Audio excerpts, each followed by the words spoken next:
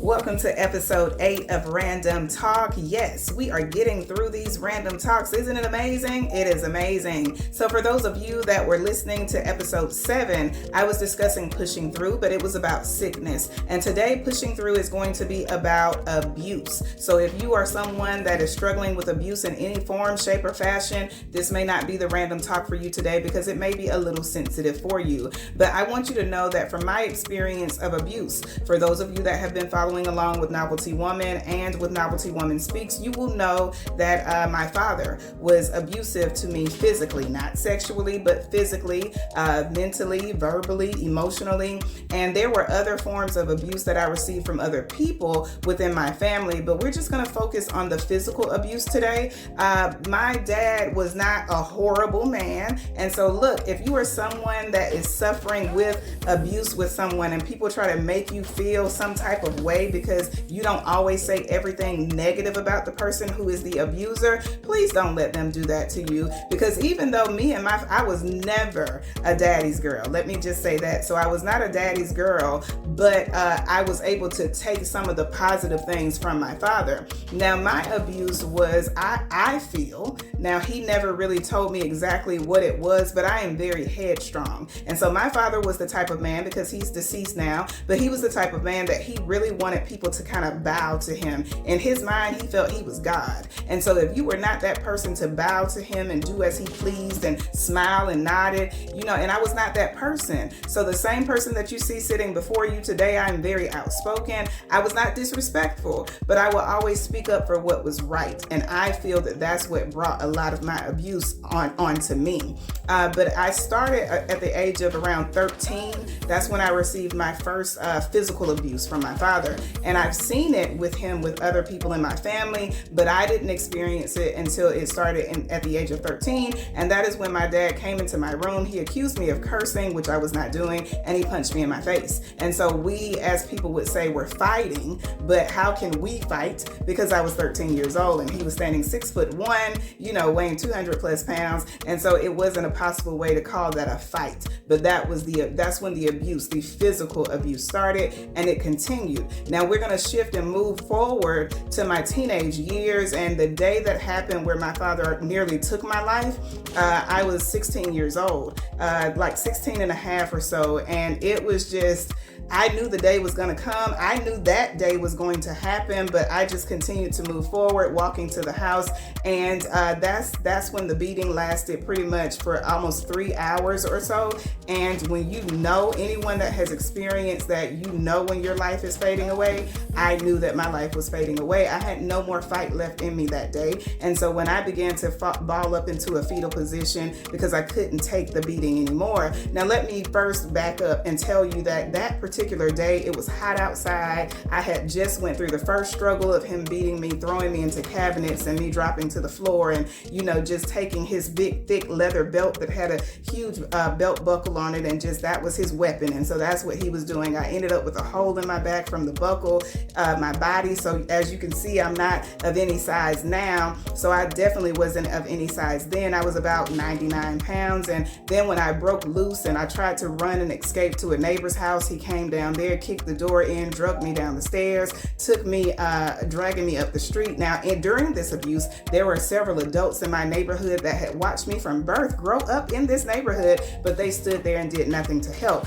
So in that time frame, I could feel, the squeezing was so tight with having me like this to pull me up the road, dragging me up the concrete. It was so hot, I could feel the melting of my skin. And then when I got into the house, I could feel that my finger had been cracked, because you can hear it. But we went in and he started with the second round of abuse. And so that is just, I won't get that deep into it, but I want you to know when I say pushing through. So can you imagine being that age as a teenager and you're pushing through that abuse, and then you're pushing through the fact that other people allowed the abuse to happen. No one, fought for you. Everyone looked the other way. And when I how can I put this? I just want you to know that if you are someone that is struggling with abuse, whether it is from a parent, so teenagers, children, youth, I don't care who you are, we are all human. It is not easy. So abuse is on any level. It can be physical, it can be sexual, it can be mentally, it can be verbal, it can be emotional. Whatever your abuse is, it still leaves a scar. And so you have to push through, but you have to somewhere in your mind find a place to be able to heal.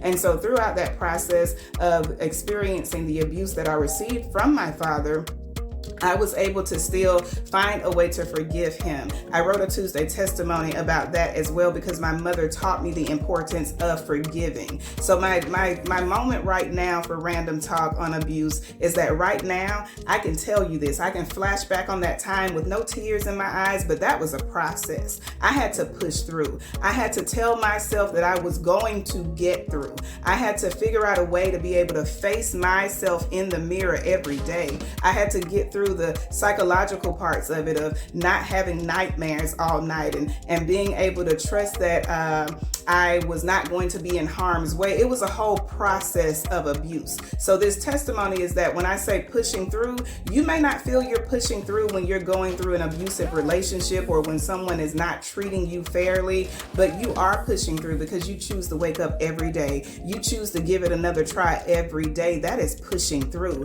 But when I want to help you to get through it. So if you are going through it right now, you get through it by speaking positive things in your mind. Even through the time that I was going through the abuse, I would always reflect on the things that I saw around me. And I call that me peeking through the windows of life. I did not allow myself to be trapped within the abuse because I knew that I could not be here only to be going through suffering or going through pain. And so those were the things that I continued to remind myself. So when I just want this message to be that pushing through, it may not feel like when you're going through that you're pushing through, but every day that you decide to wake up and give it another try, every day that you go to work, even when you are going through abuse, you are pushing through. Every time that you still get up and you may cry, you may sob, but you are getting through it. So don't be hard on yourself, because I was hard on myself. It is a process, but you first have to learn how to love yourself through the brokenness